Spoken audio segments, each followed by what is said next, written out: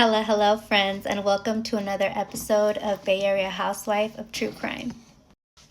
If you're new here, I'm Audrey, former paralegal turned stay-at-home mom who loves true crime. I'm so happy you're here. Grab your hot Cheetos, and let's get started. Today I present to you the tragic case of Michelle Lay. Look at her. She was beautiful. Michelle Huang T. Lay was born on October 12, 1984. She was of Vietnamese descent and grew up in San Diego, California, along with her parents and brother Michael. Michelle dreamed of becoming a nurse practitioner like her mother, who sadly passed away from cancer when Michelle was just a teenager.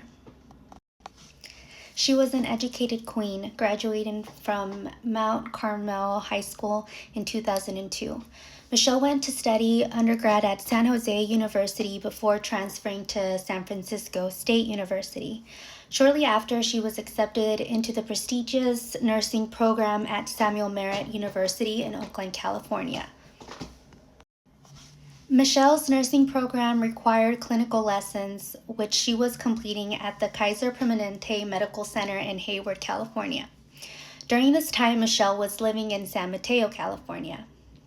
On May 27, 2011, Michelle's car was found on Ponderosa Court, about a half a mile from the hospital.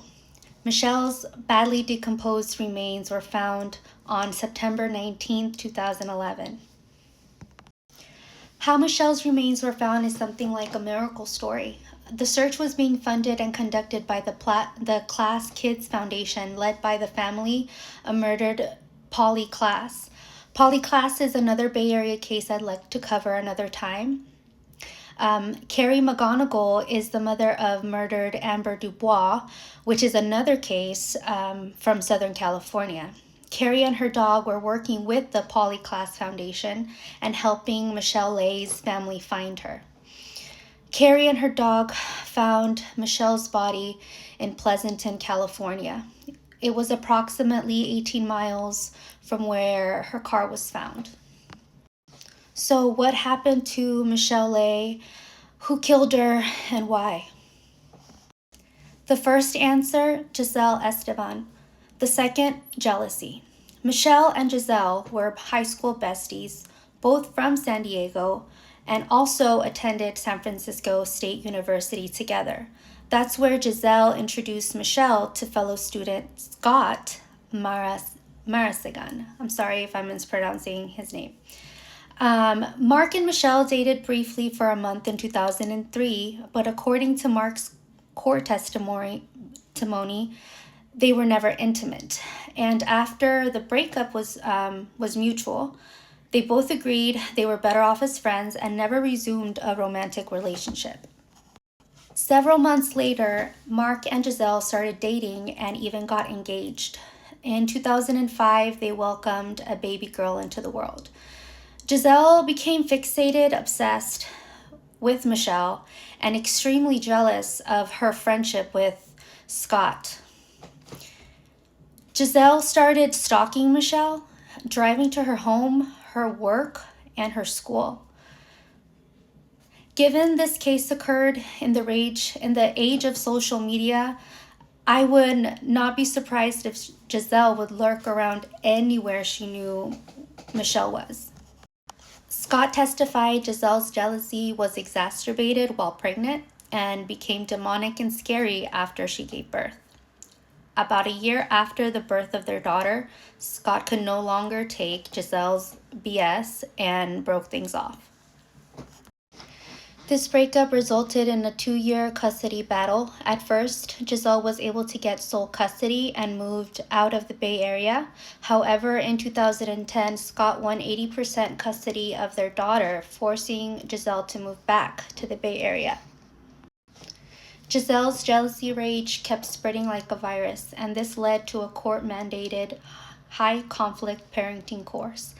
And guess who these idiots dragged into their parenting class? Yep, you guessed it, Michelle Lay. In the days leading up to the murder, Giselle Michelle, and Scott were all seeing other people. Seeing as they were not officially back together and as I mentioned, were seeing other people, Scott was surprised to hear Giselle was pregnant again. Although he testified to have had been intimate on and off again with Giselle. On May 27, 2011, during a clinical break, Michelle Lay was attacked at Kaiser's garage by her ex-best friend Giselle Esteban. After Michelle's falls at Kaiser, a nurse at the maternity ward noticed she had not come back from her 15-minute break. Michelle's family and the Hayward Police Department were notified. Too often, I listen to stories where missing women go missing, and the police make families wait days before they start taking any action. Thankfully, the Hayward Police Department took this case very seriously and started looking for Michelle right away. One night, detectives get a frantic phone call from Scott saying he might have found the then missing Michelle Lay's cell phone in his car and that he knew who did it. That's when he sends the police a 15,000-page document of screenshots after screenshots and even video evidence of his ex, Giselle, threatening the life of Michelle and Scott. When questioned by detectives, Giselle did not hold back. She went on to perform a soliloquy about how she had a prenatal appointment and unexpectedly ran into her ex-best friend turned arch nemesis Michelle Lay, and that this supposedly sent her down an emotional spiral, but she denied being involved in her disappearance. The police gathered security footage placing Giselle at Michelle's work, school, and DNA evidence of blood and hair were found on Giselle's shoe and car. This psycho went as far as to pretend she was a professor at Samuel Merritt University, lab coat and all, where she broke in and was able to obtain Michelle's schedule and current address. After unaliving Michelle, Giselle went to the Apple store where she pretended to be Michelle and got the unsuspecting employee to break her phone. This psycho went on as far as to respond to messages from Michelle's phone, again pretending to be her, saying she needed some time alone. Thankfully, on October 29, 2012, the Alameda County jury convicted Giselle Esteban of first-degree murder and was sentenced to 25 to life in prison. Giselle gave birth to her second child in prison, and Scott currently has custody of their children. Wow, that was intense. Thank you so much for coming down the rabbit hole where I currently live. As always, I accept and respect your opinions. If you'd like a copy of my references, please email yayareahousewife@gmail.com and I'd be happy to send you my notes. Thank you for sticking around, and I'll see you in the next video. Bye.